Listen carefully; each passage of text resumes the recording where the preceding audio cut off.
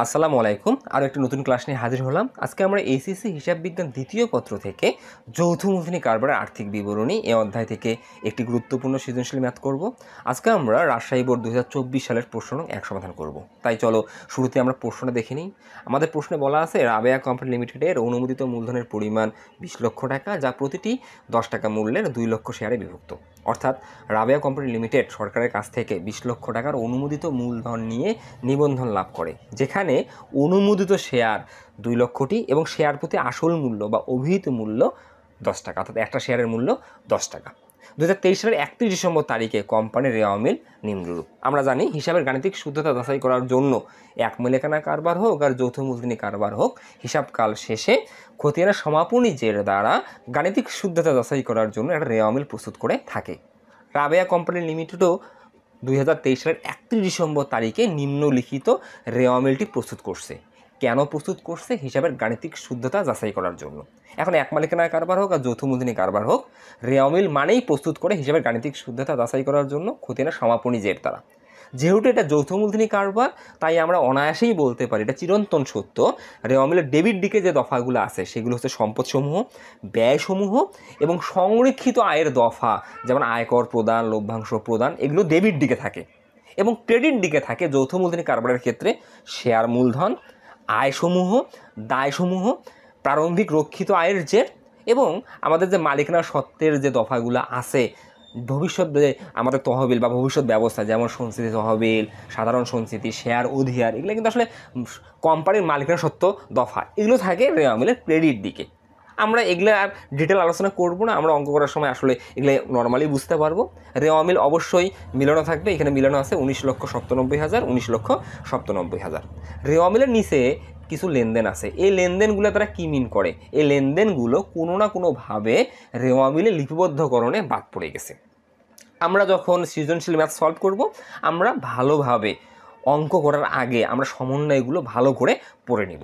আমাদের সমন্বয়ে কি বলা আছে? সমাপনী মজুদ পণ্য 2,20,000 টাকা মূল্যায়ন করা হয়েছে, যার মধ্যে 6,000 টাকার অব্যবহৃত মণিহারি অন্তর্ভুক্ত রয়েছে। 2 বলছে ভাড়া প্রদানের মাসিক হার 3,500 টাকা। 3 বলছে অনাদি পাওনা সঞ্চিতি 4,000 টাকা দ্বারা বৃদ্ধি করতে হবে। 4 বলছে ধারে পণ্য ক্রয় 20,000 টাকা হিসেবভুক্ত হয়নি। 5 বলছে কলকাবজ যন্ত্রপাতির উপর 10% অবস্থা ধার্য করতে হবে। আমরা সমন্বয়গুলো পড়ে নিলাম। এখন আমরা কি করব? আমাদের নির্দিষ্ট প্রশ্নানুসারে আমাদের যে সৃজনশীল অংশ আছে ক, খ, গ, এটি সলভ করব। প্রথমে আমরা ক সলভ করব, তাই আমরা খাতায় লিখব 1 নং প্রশ্নের সমাধান ক।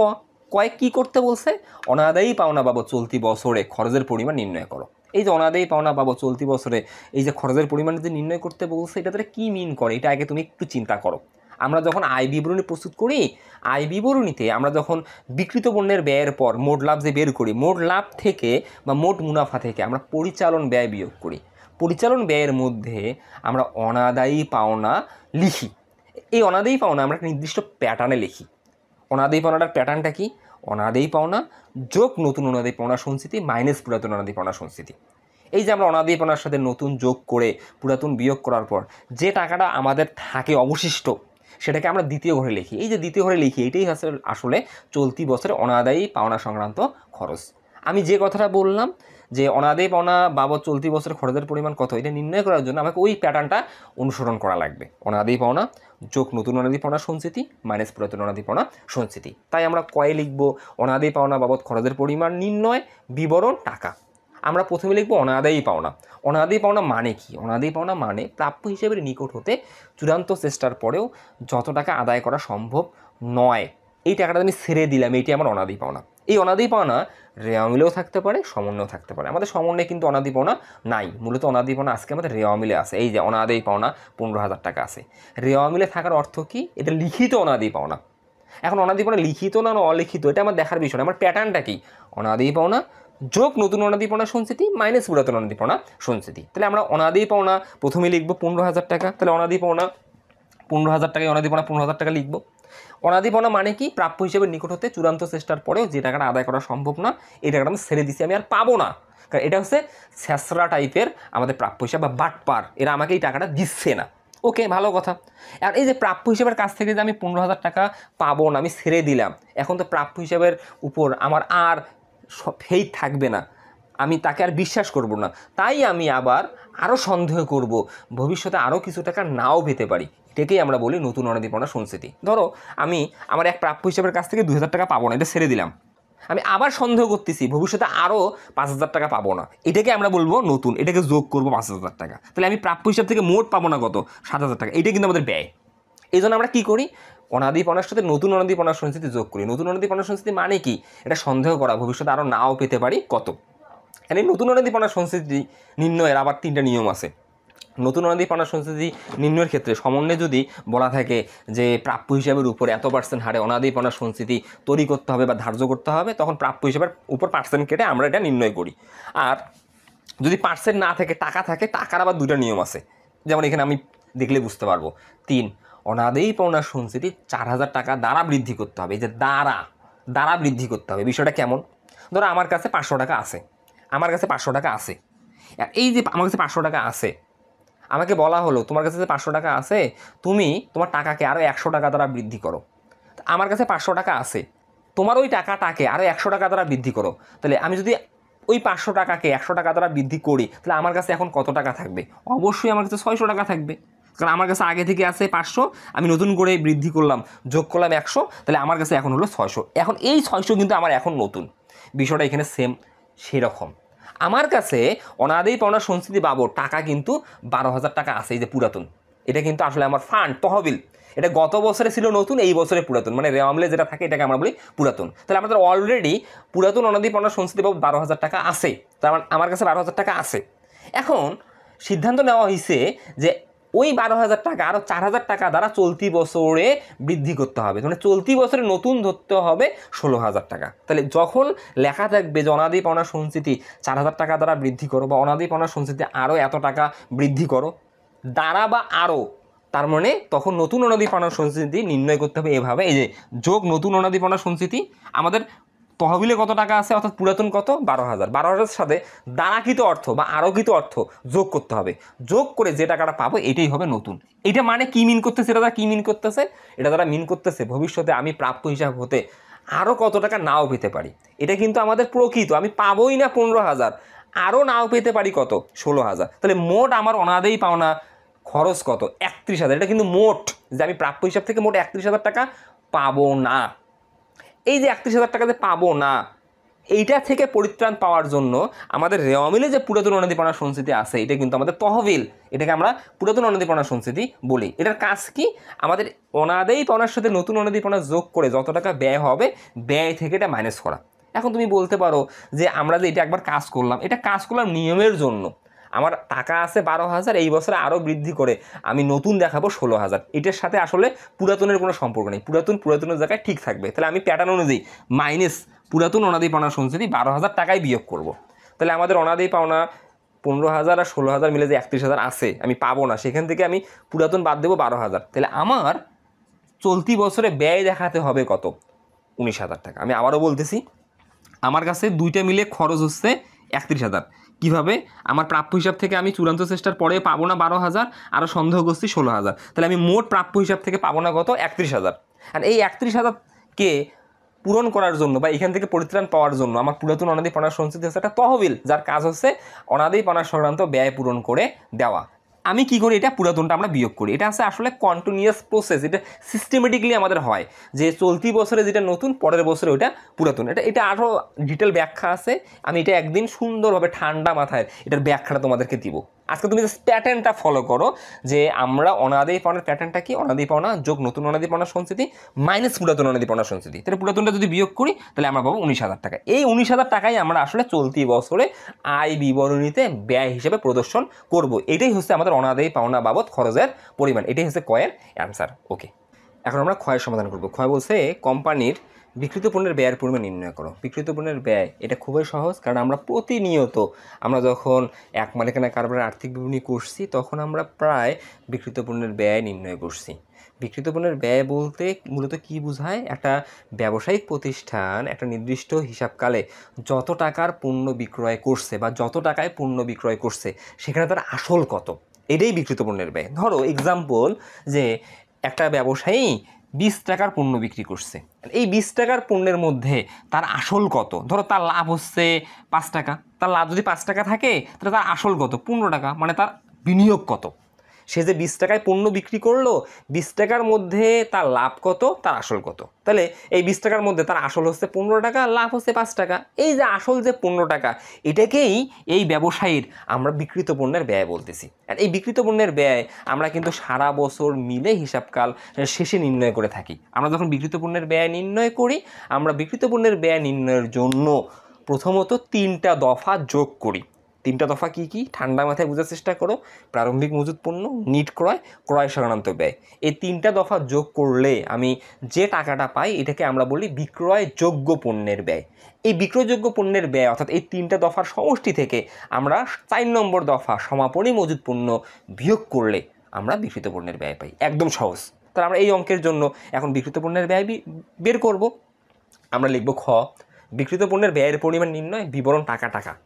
আমরা যখন বিক্রিত পণ্যের ব্যয় নির্ণয় করব, আমি কি বললাম, প্রথমে 3টা দফা যোগ করব। প্রথমে প্রারম্ভিক মজুত পণ্য। এই প্রারম্ভিক মজুত পণ্য অলওয়েজ রেওয়া মিল থেকে আসবে। আমরা রেওয়া মিলে গিয়ে দেখি আমাদের এই বছরে হিসাবকালের শুরুতে আমার দোকানে কত টাকার মাল মজুদ ছিল। তার মানে আমাদের বছরের শুরুতে আমার দোকানে কত টাকার মাল মজুদ ছিল, এটাই প্রারম্ভিক মজুত পণ্য। তাহলে আমাদের দোকানে প্রারম্ভিক মজুত পণ্য ছিল 1,75,000 টাকা। তাহলে এটা দ্বারা আমরা বিক্রিত পণ্যের ব্যয় নির্ণয় স্টার্ট করব। তাহলে আমরা লিখব প্রারম্ভিক মজুত পণ্য, এই যে দ্বিতীয় ঘরে 1,75,000 টাকা, কারণ নর্মালি এটার কোনো কাজ থাকে না। প্রারম্ভিক মজুত পণ্যের সাথে আমরা নিট ক্রয় যোগ করব। নিট ক্রয়, এখন নিট ক্রয় আমরা বের করব কিভাবে? রেওয়া মিলে আমার যে ক্রয় থাকবে, দেখো পণ্য ক্রয় 4,50,000 টাকা। রেওয়া মিলে যে পণ্য ক্রয় থাকে এটা নিট না, এটার সাথে ক্রয় রিলেটেড যে কাজগুলো আছে সেগুলো আমরা যোগ বিয়োগ করে যে টাকাটা পাবো এটা নিট। এখন পণ্য ক্রয়ের সাথে আমরা ক্রয় রিলেটেড কী কাজ করি? রেওয়া মিল থেকে 2টা কাজ করি, ক্রয় ফেরত, ক্রয় বার্তা। সমন্বয় থেকে আমরা পণ্য বিতরণ, পণ্য উত্তোলন তো এটা যৌথ মূলধনী কারবারে থাকবে না, পণ্য বিতরণ, অলিখিত ক্রয় ফেরত, এগুলো আমরা যোগ বিয়োগ করে আমরা মূলত নিট ক্রয় বের করি। তাহলে আমরা এখন শুরু করি নিট ক্রয় নির্ণয়। তাহলে আমরা প্রথমেই পণ্য ক্রয় রেওয়া মিলে দেখতেছি 4,50,000 টাকা। তাহলে প্রথমে লিখব ক্রয়, প্রথম ঘরে কাজ আছে 4,50,000 টাকা, কারণ তার নিচেই দেখতেছি এই যে পণ্য ফেরত আছে। ফেরত মানে কিন্তু বিপরীত প্রক্রিয়া। ক্রয় ডেবিট, কারণ ব্যয়। ক্রয় ডেবিট, ক্রয়কৃত পণ্য নিম্নমানের জন্য আমরা যদি ফেরত দেই তাহলে এই ব্যয় কমে যায়, তাই ক্রয় ফেরত ক্রেডিট। এই যে পণ্য যে ফেরত আছে উল্টোটা, ক্রয় যেহেতু ডেবিট, ক্রয় ফেরত ক্রেডিট, তাহলে এই ক্রেডিটটা নিতে হবে। পণ্য ফেরত, ক্রেডিটটা হচ্ছে ক্রয় ফেরত। তাহলে লিখব মাইনাস ক্রয় ফেরত 10,500 বিয়োগ করলে এখন আমার ক্রয় কত? 4,39,500 টাকার মাল আমার হাতে আছে। এখন আমি দেখব ক্রয় বাট্টা আছে কিনা। তাহলে ক্রয় বাট্টা উপর থেকে দেখি, নাই নাই নাই। এখানে এই যে বাট্টা আছে ডেবিট দিকে, এটা কিন্তু ফেরতের মতো না। ফেরত থাকলে নাই ক্রয় ফেরত অথবা বিক্রয় ফেরত, কিন্তু বাট্টা থাকলে শুধু বাট্টা, এটা নগদ বাট্টা। ডেবিট দিকে বাট্টা থাকলে এটা প্রদত্ত বাট্টা, ক্রেডিট দিকে বাট্টা থাকলে এটা প্রাপ্ত বাট্টা। আমরা ক্রয় থেকে যে বাট্টাটা বিয়োগ করি, ক্রয়ের উপর বাট্টাটা বিয়োগ করি, এটা কারবারি বাট্টা, এটা নগদ বাট্টা না। শুধু বাট্টা মানে নগদ বাট্টা, আর কারবারি বাট্টা মানে ক্রয় বাট্টা, বিক্রয় বাট্টা। তাহলে কারবারি বাট্টা হতে গেলে অর্থাৎ ক্রয় থেকে বা বিক্রয় থেকে যে বাট্টাটা বিয়োগ করব সেটা কারবারি বাট্টা হতে হবে, নাম থাকবে ক্রয় বাট্টা, বিক্রয় বাট্টা। তাহলে আমাদের এখানে কি ক্রয় বাট্টা আছে? নেই, তাহলে আমি ক্রয় বাট্টা বিয়োগ করব না। তাহলে এখন আমি ক্রয় রিলেটেড সমন্বয় দেবো। 1 নম্বর সমন্বয় হবে না, 2 নম্বর সমন্বয় হবে না, 3 নম্বর, এই 4 নম্বর সমন্বয় আছে। ধারে পূর্ণ ক্রয় 20,000 টাকা হিসাবভুক্ত হয়নি। তাহলে আমরা রেওয়া মিলে ক্রয় দেখিয়েছে 4,50,000 টাকা, হিসাবভুক্ত হওয়া ক্রয়, সেখান থেকে ফেরত বিয়োগ করলাম। এখন আমরা এই বছরে আরও 20,000 টাকার পণ্য ক্রয় করছি, সমন্বয় আছে। সমন্বয় আছে মানে কি, কোনো না কোনোভাবে রেওয়া মিলে বাদ পড়ে গেছে। তাহলে এই ক্রয়ের মধ্যে 20,000 টাকা যুক্ত নাই। তাহলে ধারে পণ্য ক্রয়, এখন আমাকে হিসাবভুক্ত করার জন্য কি করতে হবে? ক্রয়কে বাড়াতে হবে। তাই লিখব যোগ অলিখিত ক্রয় 20,000 টাকা। তাহলে এখন আমাদের কারবারে বিক্রয়যোগ্য কত টাকার আসলে পণ্য আছে, এটাই নিট ক্রয় 4,59,500 টাকা। এটা কিন্তু আমি নিট ক্রয় পেলাম। তাহলে আমরা প্রারম্ভিক মজুত পণ্যের সাথে নিট ক্রয় লিখে ফেললাম। তাহলে আমরা বিক্রিত পণ্যের ব্যয় নির্ণয়ের জন্য কি করব? প্রথমে 3টা জিনিস লিখব। প্রথমে প্রারম্ভিক মজুত পণ্য লিখলাম, তারপরে নিট ক্রয় লিখলাম। এই দেখো প্রারম্ভিক মজুত পণ্য লিখলাম, নিট ক্রয় লিখলাম, মানে 2টা জিনিস হয়ে গেল। এখন আমি ক্রয় সংক্রান্ত ব্যয় আনবো। ক্রয় সংক্রান্ত ব্যয় আমরা জানি কি কি থাকে, মজুরি থাকে, রপ্তানি শুল্ক ব্যতীত যে কোনো শুল্ক থাকে, জাহাজ ভাড়া থাকে, ডক চার্জ থাকে। হ্যাঁ, তাহলে আমরা দেখি রেওয়া মিলে আমাদের কি আছে। প্রথম থেকে আসি, মূলধন, ঋণপত্র, কলকাতা যন্ত্রপাতি, প্রারম্ভিক মজুত পণ্য, ক্রয় বিক্রয়, পণ্য ফেরত, এই যে আমদানি শুল্ক। রপ্তানি শুল্ক ব্যতীত যে কোনো শুল্ক থাকলেই এটা আসলে ক্রয় সংক্রান্ত ব্যয়। আমদানি শুল্ক মানে কি, আমরা বিদেশ থেকে পণ্য ক্রয় করছি, আমরা ওই পণ্যটা আমাদের দেশে নিয়ে আসার জন্য যে শুল্কটা গভর্নমেন্টকে প্রদান করছে এটা আমাদের আমদানি শুল্ক। তাহলে আমদানি শুল্ক মানে কি? বিদেশ থেকে পণ্য ক্রয় করার জন্য প্রদান করতে হয়, তাহলে ক্রয় সংক্রান্ত ব্যয়, তাই আমরা লিখবো আমদানি শুল্ক। এই যে আমদানি শুল্ক কত টাকা দিছি আমরা? 50,000 টাকা, লিখে বললাম 50,000 টাকা। তারপরে আমাদের কি আছে? সাধারণ খরচ বসবে না, বেতন খরচ বসবে না, ভাড়া খরচ বসবে না, আমাদের এই যে একদম আন্তঃপরিবহন বা ক্রয় পরিবহন বা শুধু পরিবহন, এটা ক্রয় সংক্রান্ত ব্যয়, এই লিখবো আমরা আন্তঃপরিবহন, আমরা লিখলাম 1000 টাকা। আমাদের আর কি কোনো ক্রয় সংক্রান্ত ব্যয় আছে? নেই। এই দুইটা মিলে আমরা কিন্তু ক্রয় সংক্রান্ত ব্যয় লিখলাম। তাহলে আমি বারবার বলতেছি, আমরা যখন বিক্রিত পণ্যের ব্যয় বের করব, আমার 3টা দফা: প্রারম্ভিক মজুত পণ্য, নিট ক্রয়, ক্রয় সংক্রান্ত ব্যয়, এই 3টা দফা আগে যোগ করব। তাহলে আমি 3টা দফা পেয়ে গেলাম, দেখো 1 2, এই সেকেন্ড ব্র্যাকেটে 3, এগুলো সমষ্টি আমি কত? 6,85,500। এই 6,85,500কে আমরা হিসাব বিজ্ঞানের ভাষায় এটাকে বলবো বিক্রয়যোগ্য পণ্যের ব্যয়। আর এই বিক্রয়যোগ্য পণ্যের ব্যয় দ্বারা কী মিন করে? আমার 2023 সালের জানুয়ারি 1 তারিখ থেকে ডিসেম্বর 31 তারিখ পর্যন্ত কত টাকার মাল আমার দোকানে ছিল। আমার দোকানে 6,85,500 টাকার আসল মাল ছিল। এই 6,85,500 টাকার মালের মধ্যে আমাদের সমন্বয়ে সমাপনী মজুত পণ্য আছে। এই সমাপনী মজুত পণ্য বলতে হিসাবকাল শেষে যত টাকার মাল অবিকৃত আছে, মানে বিক্রি করি নাই। তাহলে আমাদের টোটাল মাল কত ছিল? 6,85,500। সেখান থেকে সমাপনী মজুত পণ্য আমি যদি আউট করে দেই, আমি যত টাকায় পণ্য বিক্রি করছি তার আসল পাবো, মানে বিক্রিত পণ্যের ব্যয় পাবো। এখন আমাদের সমাপনী মজুত পণ্য যে 2,20,000 টাকা ছিল, যার মধ্যে ভুল করে অব্যবহৃত মণিহারি অন্তর্ভুক্ত রয়েছে 6,000 টাকা। এখন মজুত পণ্য মানে কি? এটা কিন্তু আমাদের আসলে বিক্রয়যোগ্য পণ্য, এটা বিক্রয়যোগ্য পণ্য, এটা আগামী বছর বিক্রি করব। এখন বিক্রয়যোগ্য পণ্য আর অব্যবহৃত মণিহারি জিনিসটা কি এক না? এখন বিক্রয়যোগ্য পণ্যের সাথে আমি অন্য কিছু যোগ করতে পারবো না। তাহলে আমাদের এখানে প্রকৃত সমাপনী মজুত পণ্য কত? তাহলে আমি সমাপনী মজুত পণ্য মূল্যায়ন করছি 2,20,000 টাকা, যার মধ্যে ভুলে অব্যবহৃত মণিহারি যুক্ত আছে 6,000 টাকা। তাহলে আমি যদি 2,20,000 টাকা থেকে ভুলে যে 6,000 টাকা যোগ করছি ওটাকে যদি আউট করে দেই, তাহলে আমি প্রকৃত সমাপনী মজুত পণ্য পাবো। তাহলে আমি কি করব? বিক্রয়যোগ্য পণ্যের ব্যয় থেকে সমাপনী মজুত পণ্য বিয়োগ করবো। তাই লিখলাম মাইনাস সমাপনী মজুত পণ্য। সমাপনী মজুত পণ্য প্রকৃত কত? ব্র্যাকেটে দেখে দেবো 2,20,000 মাইনাস 6,000, এই যে 2,14,000। তাহলে আমি বিক্রয়যোগ্য পণ্যের ব্যয় থেকে যদি 2,14,000 টাকা বিয়োগ করি, এই যে 4,71,500 টাকা যে পাচ্ছি, এইটাই আমার হচ্ছে বিক্রিত পণ্যের ব্যয়। একদম সহজ। তাহলে আমি আরও ঠান্ডা মাথায় একটু বলতেছি, আমরা যখন বিক্রিত পণ্যের ব্যয় বের করব, আমার প্রথমত 3টা জিনিস যোগ করব: প্রারম্ভিক মজুত পণ্য 1,75,000 টাকা, নিট ক্রয় 4,59,500 টাকা, 3 ক্রয় সংক্রান্ত ব্যয় এই যে 51,000 টাকা। এই 3টা যোগ করলে আমি যে টাকাটা পাবো এটাকে আমরা বলবো বিক্রয়যোগ্য পণ্যের ব্যয়। বিক্রয়যোগ্য পণ্যের ব্যয় থেকে সমাপনী মজুত পণ্য 2,14,000 টাকা বিয়োগ করে আমি যে টাকাটা পাবো এটাকেই আমরা বলবো বিক্রিত পণ্যের ব্যয়। এটা এক মালিকানা কারবারের আর্থিক বিবরণী হোক আর যৌথ মূলধনী কারবারের আর্থিক বিবরণী হোক, আমাদের বিক্রিত পণ্যের ব্যয় আমি আসলে কারবারে একই নিয়মে বের করব। তাহলে আমরা খুব সহজে করে ফেললাম। আমাকে কি করতে বলছে?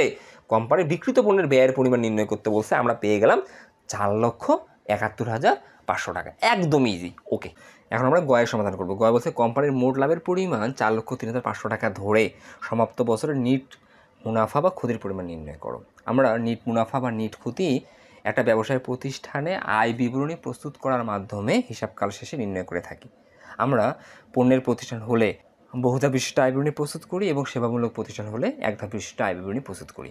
এটা কিন্তু পণ্যের প্রতিষ্ঠান, কারণ পণ্যের প্রতিষ্ঠান না হলে আমরা মোট লাভ নির্ণয় করতে পারবো না। আমাদের প্রশ্নে স্পষ্ট বলা আছে কোম্পানির মোট লাভের পরিমাণ এত টাকা ধরে। তার মানে যখন পণ্যের প্রতিষ্ঠান আমরা পরিচালন আয় থেকে বিক্রিত পণ্যের ব্যয় বিয়োগ করে মোট লাভ পাই, মোট লাভ থেকে আমরা পরিচালন ব্যয় বিয়োগ করি, বিয়োগ করলে পরিচালন লাভ বা পরিচালন ক্ষতি পাই, পরিচালন লাভ বা পরিচালন ক্ষতির সাথে আমরা অপরিচালন আয় যোগ করি, অপরিচালন ব্যয় বিয়োগ করি, করলেই আমরা মূলত নিট মুনাফা বা নিট ক্ষতি পাই। তাই চলো আমরা এটি করার চেষ্টা করি। আমরা প্রথমে এখানে আসলে নিট মুনাফা বা নিট ক্ষতি নির্ণয়ের জন্য আমরা খাতায় ছক করে নেব।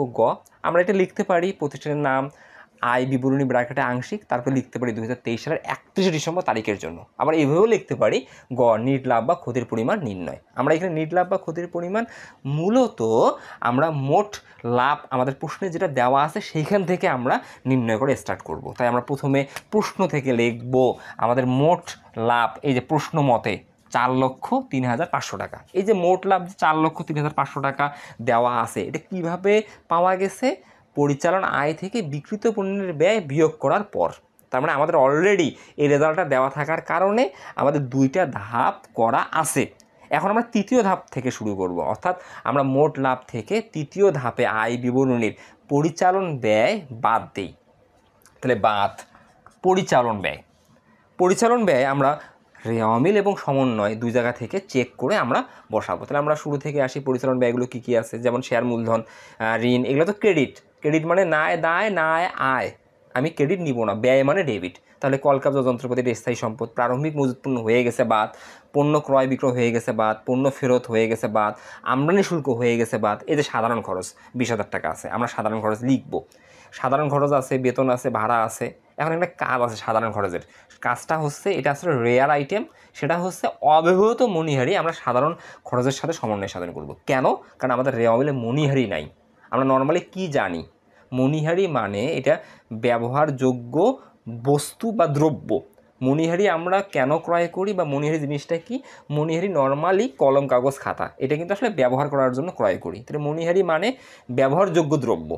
এখন মণিহারি ক্রয় করার পর আমরা কি করি, এটি ব্যবহার করা শুরু করি, ব্যবহার করা করতে করতে করতে হিসাবকাল শেষ হয়ে যায়, আমরা দেখি কিছু মণিহারি অব্যবহৃত রয়ে গেছে। তাহলে আমাদের এখানে স্পষ্ট বলা আছে যে এই বছরের হিসাবকাল শেষে 6,000 টাকার মণিহারি অব্যবহৃত আছে।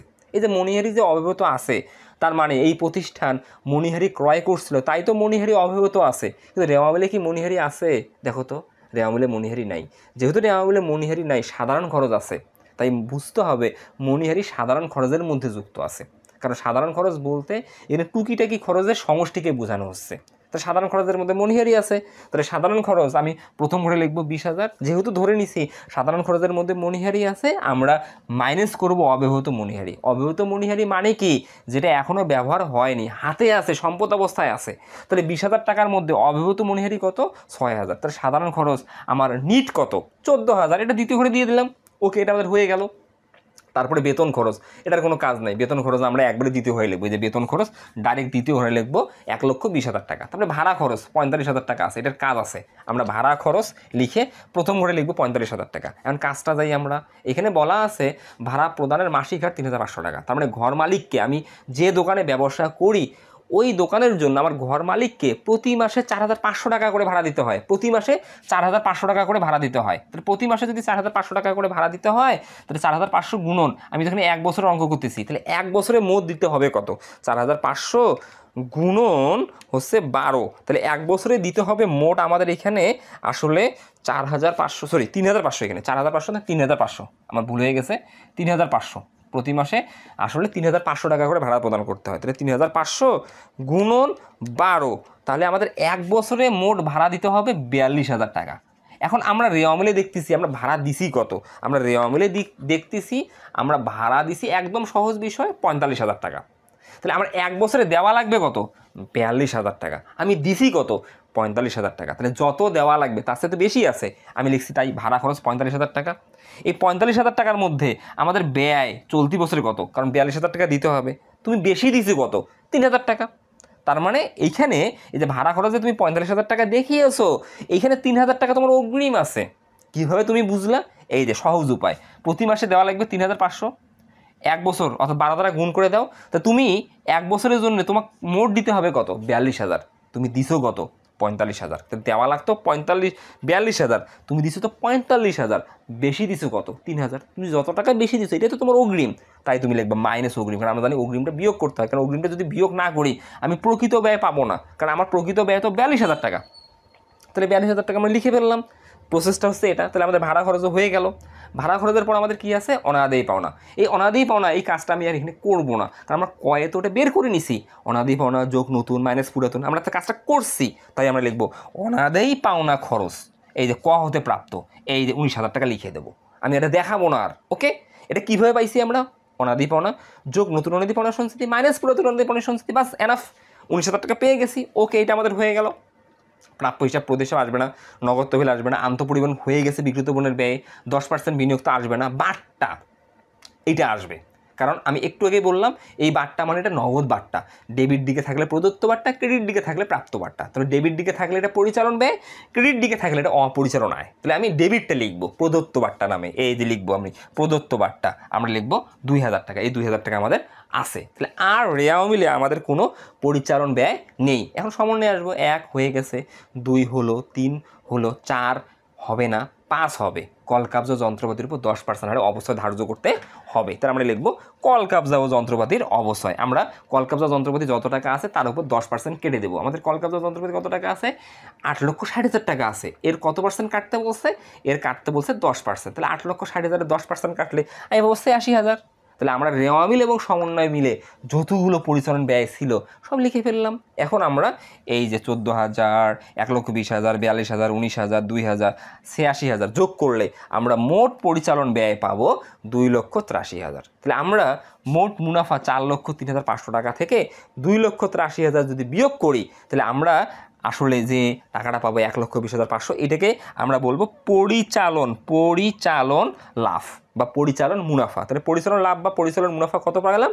1,20,500। এটা কিন্তু আমাদের তৃতীয় ধাপ করে এই ফলাফলটা আমরা পেলাম। তাহলে আমরা তৃতীয় ধাপ কেন বলতেছি?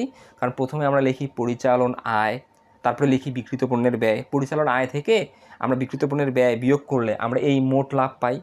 মোট লাভ থেকে আমরা পরিচালন ব্যয় বিয়োগ করলে আমরা পরিচালন লাভ বা মুনাফা পাই। এই পরিচালন লাভ বা মুনাফা থেকে আমরা অপরিচালন আয় যোগ করি। আমাদের প্রশ্ন অপরিচালন আয় কী আছে বা অপরিচালন আয় জিনিসটা কি? বিক্রয় ব্যতীত অন্যান্য আয়। এই বিক্রয় ব্যতীত অন্যান্য আয়, এই প্রথমে আমাদের প্রাপ্ত বার্তা আছে, এই যে 4,500 টাকা, এটা প্রাপ্ত বার্তা। তাহলে আমরা লিখবো যোগ এই যে অপরিচালন আয়, আমরা লিখবো প্রাপ্ত বার্তা। প্রাপ্ত বার্তা কত আছে? 4,500। এই 4,500 টাকা লিখে দেবো আমরা দ্বিতীয় ঘরে। তারপরে আমাদের কি আছে? এই যে 10% বিনিয়োগ। আমরা জানি পার্সেন্ট থাকলে অটো তোমাকে সমনের কাজ করতে হবে। তুমি 10% সুদে বিনিয়োগ করছো 80,000 টাকা। এখন বিনিয়োগ করছো কবে? 1/7/2022।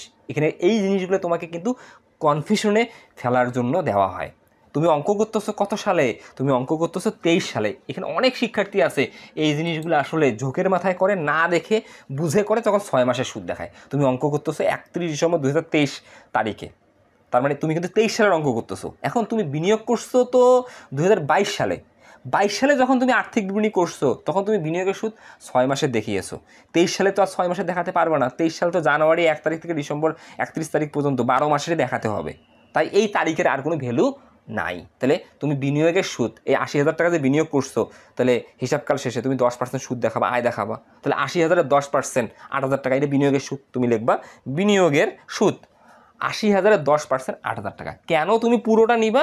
কারণ তুমি বিনিয়োগ করছো 22 সালে, তুমি এখন অঙ্ক করতেছো কত সালে? 23 সালে। তাই আর মাস এখানে বিবেচিত হবে না। তাহলে আমাদের টোটাল অপরিচালন আয় 12,500। এই যে আমরা তৃতীয় ঘরে দিলাম। তাহলে এখন আমরা এই 1,20,500-র সাথে 12,500 যোগ করে আমরা পাবো 1,33,000 টাকা। এই 1,33,000 টাকার কোনো নাম নেই, এটা বেনামে থাকবে, অমনি থাকবে।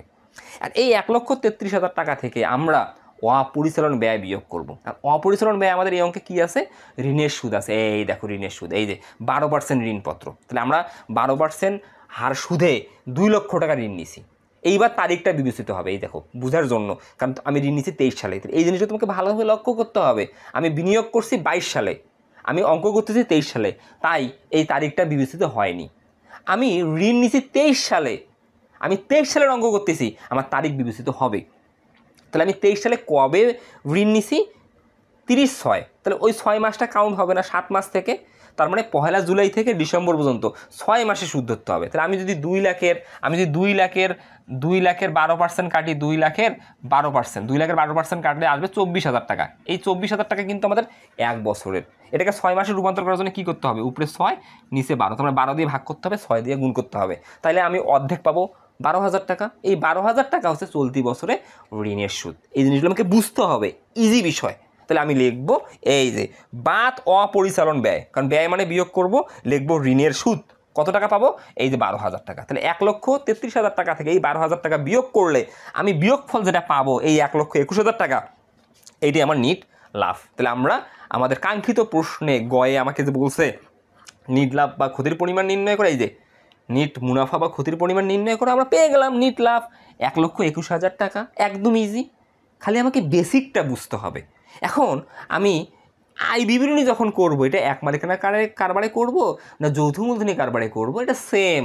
তাহলে আমি যদি এক মালিকানা কারবারে আয় বিবরণীটা কীভাবে প্রস্তুত করতে হয় এটা ভালোভাবে আত্মস্থ করি অর্থাৎ আয়ত্ত করি, তাহলে আমি সেকেন্ড পেপারে অনায়াসেই পেয়ে যাব। বা সেকেন্ড পেপারে তুমি যদি আয় বিবরণীটা ভালোভাবে আয়ত্ত করো, তুমি ফার্স্ট পেপারে অনায়াসে পেয়ে যাবা। আসলে আমরা ভয় করি, আমার দ্বারা আর্থিক বিবরণী সম্ভব না। তোমার দ্বারাই আর্থিক বিবরণী সম্ভব, তোমাকে বেসিক জানতে হবে। ইনশাআল্লাহ আমার ক্লাসগুলো করো। তুমি যদি আর্থিক বিবরণী না পাও, আমাকে তুমি বলবা যে স্যার আপনার ক্লাস করার পরও আমি আর্থিক বিবরণী পাই না।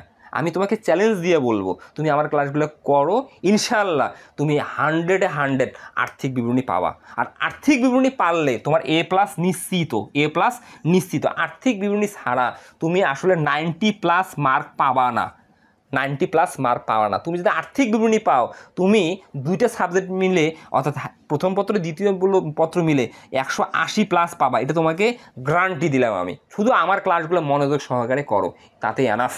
তাহলে আজকে এই পর্যন্ত। তোমরা ভালো থাকবে, সুস্থ থাকবে। আল্লাহ হাফেজ। আসসালামু আলাইকুম সবাইকে।